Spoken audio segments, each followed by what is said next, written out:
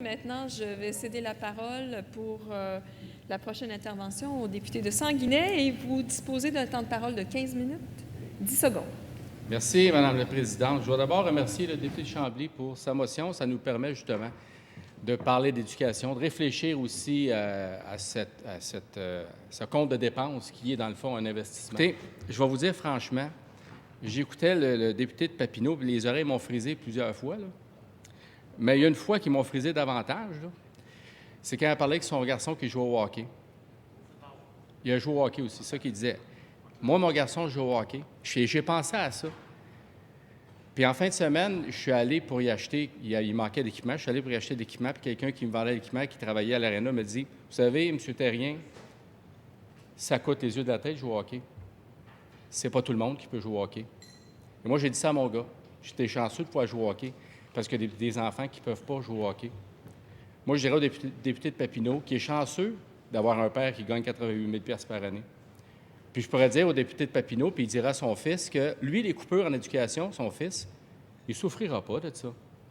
Parce qu'il va avoir le privé qui va être à côté, qui va s'émerger à côté du secteur public, puis qui va faire en sorte que le député à 88 000 $ par année va pouvoir payer les services à son enfant s'il y a des besoins quelconques. Alors donc, il ne comprend même pas ce que je dis. On est loin de la réussite, là. Là, moi, ce que je vous dis, là, c'est que ce qui manque du député de Papineau, là, c'est ce qui manque aux députés libéraux là-bas.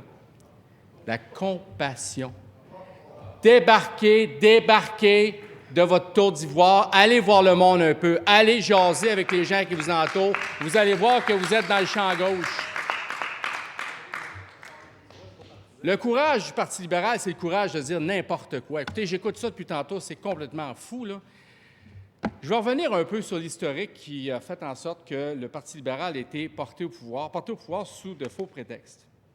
Quand on était en campagne électorale, on parlait d'effet libéral, on a présenté une équipe de banquiers. Écoutez, c'était la plus belle invention après Spring, on a mis ses pattes des sauterelles. Les gens étaient impressionnés par ces 3 banquiers-là.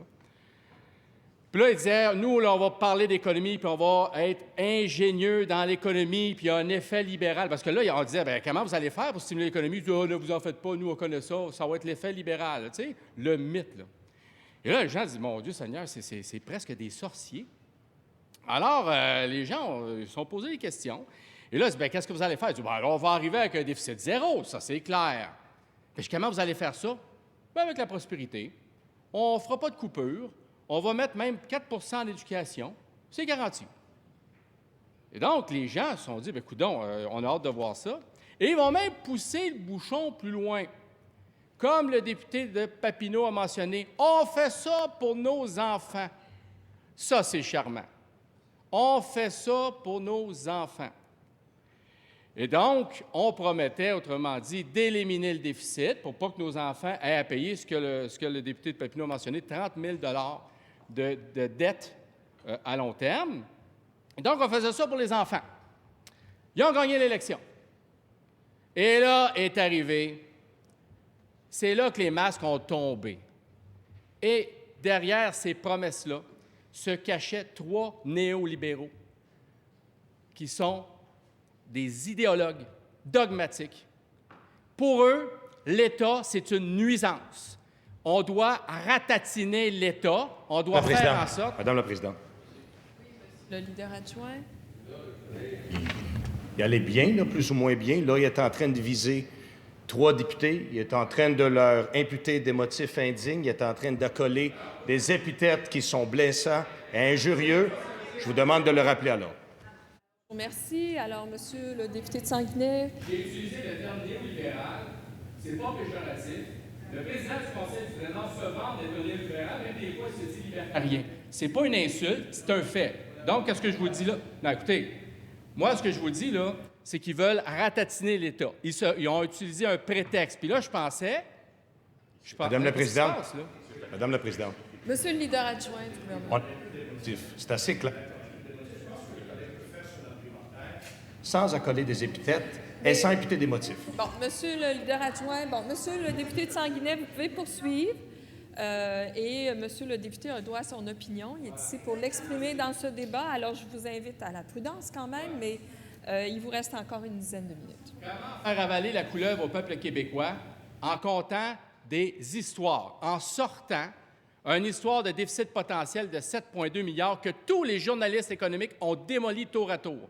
Nous, à l'opposition officielle, on a posé des questions au premier ministre parce que le déficit qu'on a laissé, c'est 2,8 milliards.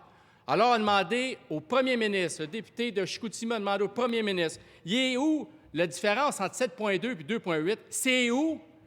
Donnez-nous juste un exemple d'1 milliard sur 4. Pas capable. Et avec son humour caustique, il dit, bien écoutez, j'ai pas de microscope avec moi. La réponse du député de Chicoutimi, c'est qu'un déficit que vous n'êtes pas capable d'expliquer là, de 4 milliards, ça se voit de la Lune, ça. Mais là, c'est pas tout. Le député de Rousseau, même chose. Au ministre des Finances, pose la même question. Il est où ce déficit-là potentiel de 7,2? Qu'est-ce qui compose de 4 millions supplémentaires? Réponse, il ne sait pas. Je pose la même question au président du Conseil du Trésor qui se vante être un féru d'histoire et d'économie. Je lui pose la question. Où est-ce qu'il est, ce 4 millions? Je veux juste un exemple. Savez-vous ce qui m'a sorti? La maison qu'ils ont vendue à Vancouver. La Maison du Québec à Vancouver. Moi, je fais des calculs, là. À moins que ce soit quelque chose de gigantesque à la Pentagone, là. Je veux dire, on est loin du compte.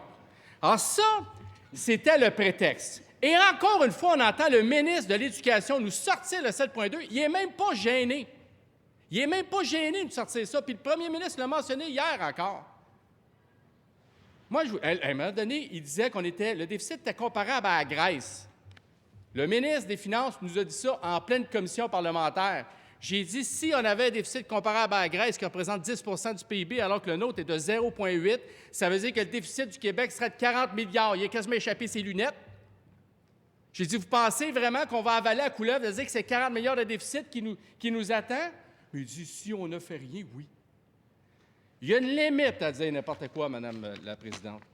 Écoutez, là, ensuite, on s'est attaqué au service de façon brutale. On a dit qu'on voulait éliminer le déficit pour les jeunes. On coupe les CPE. On va en commission parlementaire, il y a des gens qui ont fait des études scientifiques CPE. Et ils sont unanimes. Ils vont dire, si vous coupez les CPE, le taux de réussite au primaire et postsecondaire va diminuer. On a une preuve à l'appui, preuve scientifique. Ça va abîmer la réussite scolaire de nos enfants. Réponse du ministre des Finances. Nous, on n'est pas de cette opinion. Lui, il confronte une opinion à une connaissance scientifique, puis après, ils nous disent que ce n'est pas des dogmatiques. Non, mais écoutez, je veux dire, quand on dit que c'est le festival du n'importe quoi, là, on pourrait continuer de même pendant des heures. Ça fait 1 an et demi que ça dure. Ensuite, on va faire en sorte d'avoir le déficit zéro pour nos jeunes. On coupe les CPE, on coupe les primaires, on coupe le secondaire, on coupe le cégep, on coupe l'université, on coupe la recherche, on va couper les centres locaux d'emploi, les CJE, puis on coupe Forum Jeunesse. Fait que là, on se retrouve avec des jeunes qui vont avoir sur leurs épaules 30 000 de dettes, puis ils n'auront pas de job ou ne seront pas assez bien formés pour riposter la concurrence étrangère. Puis eux nous disent encore que c'est pour les jeunes qu'on fait ça. Est-ce qu'on a le droit de croire que c'est pas vrai? Est-ce qu'on peut se dire qu'on est devant une machination qui sert tout simplement à égrener l'État pour faire en sorte qu'on soit en train de vivre une privatisation des services publics pour que ça bénéficie aux gens qui ont l'argent et qui ont le moyen d'envoyer leurs jeunes dans des games de hockey? Peux-tu se dire ça? On parle de politique économique. Ils nous ont dit qu'il y avait des politiques économiques. On demande au ministre de l'Économie. Il n'y en a pas. Bien, nous autres, on va laisser aller ça.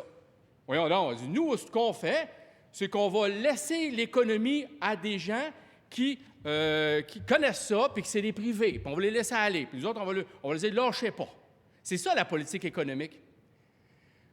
Même les néolibéraux, c'est pas péjoratif, même les néolibéraux qui enseignent à l'université ou à HEC, nous enseignent que les politiques économiques, le centre d'une politique économique intelligente, c'est l'éducation. Le centre. Ça commence par ça.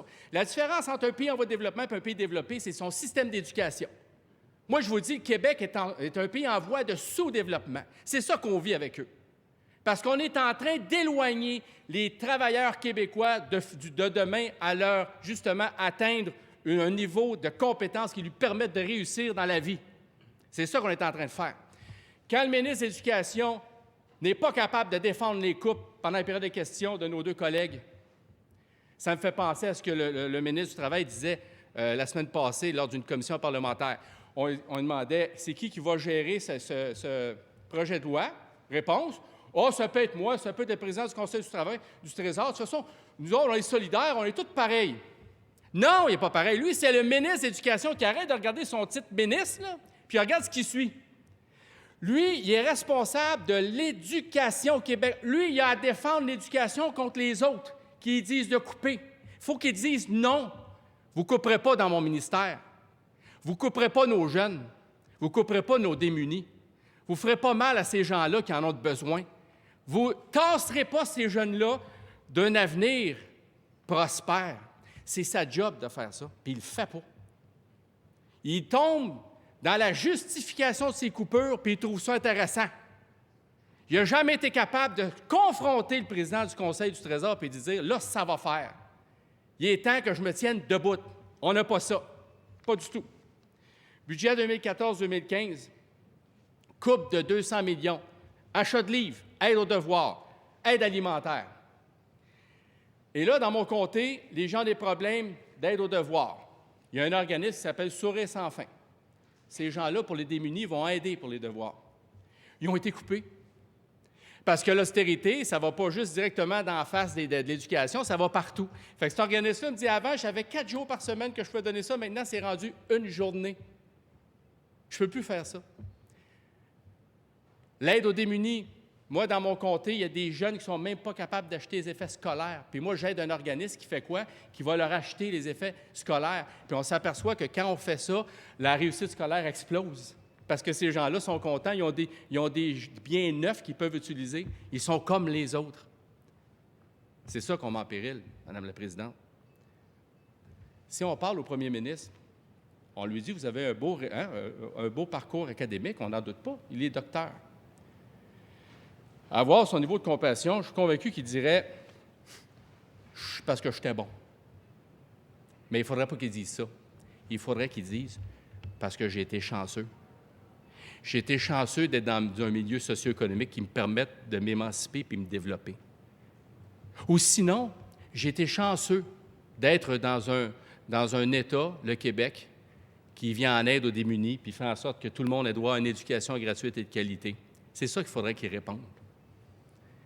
Combien qu'il y a actuellement de gens qui ont des potentiels pour devenir médecins ou autres, mais qu'ils ne le seront pas parce qu'ils n'ont pas tiré le bon numéro, parce qu'ils ne sont pas chanceux, Madame la Présidente, parce qu'on va les avoir laissés tomber en route pour éliminer un déficit. Pas que je suis contre l'élimination du déficit. Je compare toujours ça. Il y a des façons différentes d'éliminer le déficit. Ce n'est pas par l'austérité que tu élimines un déficit. Les grands économistes l'ont dit, les prix Nobel nous le disent. C'est par la prospérité qu'on élimine le déficit. Surtout le déficit québécois aurait très, très bien pu s'éliminer par la prospérité. Ce n'est pas ce qu'on a choisi comme voie, Madame la Présidente.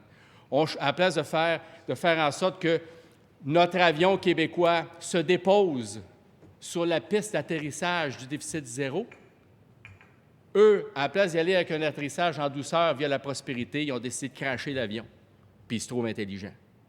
C'est ça qu'ils font, actuellement. Puis là, en 2018, quand on va être reporté au pouvoir, là, nous, on va faire qu'on répare les dégâts et les pots cassés. Puis il va falloir qu'on le fasse. Puis j'espère que les Québécois vont me faire confiance parce qu'on va réparer les pots cassés. Je vais terminer, Madame la Présidente, en disant qu'un gouvernement qui laisse tomber sa jeunesse, c'est un gouvernement qui a bien peu d'avenir. Merci.